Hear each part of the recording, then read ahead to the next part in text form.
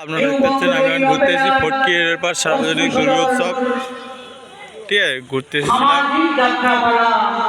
ফটকি এরপর সার্বজনীন দুর্গোৎসব।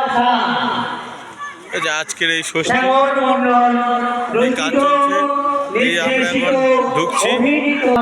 এই আমাদের এবছর থিম হয়েছে কুরুক্ষেত্রের যুদ্ধ। কুরুক্ষেত্রের যুদ্ধ এই আমাদের অরিজিনাল লক্ষ্য। ঠিক আছে, আমাদের এই ঠাকুর কত রকমের ব্যানার দেওয়া আছে। এই গাছপালা দিয়ে খুব সুন্দরভাবে প্যান্ডেলটা সাজিয়েছে, খুব সুন্দরভাবে প্যান্ডেলটা সাজিয়েছে। এই সব রকমের ঠাকুর আছে। এই প্যান্ডেলের ভিতরে আমরা ঢুকছি। কুরুক্ষেত্রের যুদ্ধ খুব সুন্দর ঘোড়া করেছে।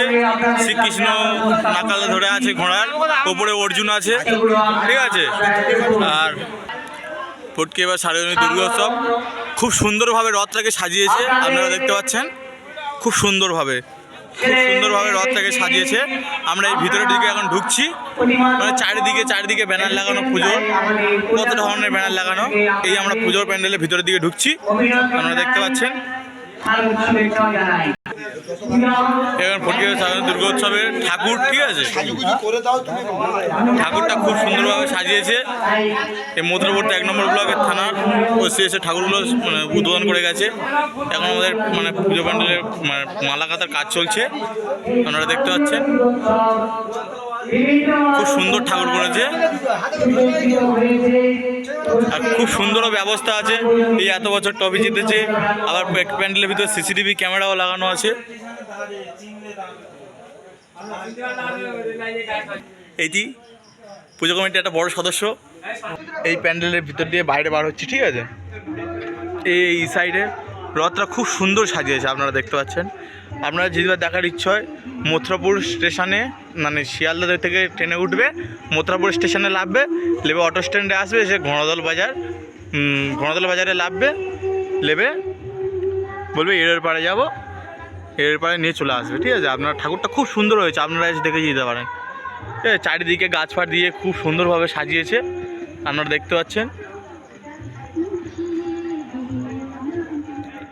চারিদিকে গাছপালা দিয়ে খুব পরিষ্কার পরিচ্ছন্নভাবে ঠাকুরগুলোকে রেখে দিয়েছে, খুব সুন্দর সাজিয়েছে।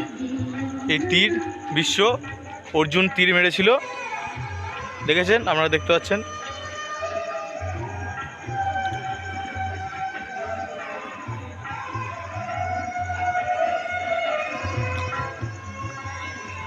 এই আমার বাইরের দিকে বার হয়ে যাচ্ছি, ওই আমাদের স্টেজ দেখতে পাচ্ছেন। খুব সুন্দরভাবে গেস্টটাকে সাজিয়েছে। ফটকির এরপর সার্বজনীন দুর্গোৎসব 1414 প্যান্ডেলের বাইরে খুব সুন্দরভাবে সাজিয়েছে। চারিদিকে গাছ দিয়েছে, কত বড় বড় মনীষীদের নাম দেওয়া, আপনারা দেখতে পাচ্ছেন। এই দেখুন খুব সুন্দরভাবে সাজিয়েছে।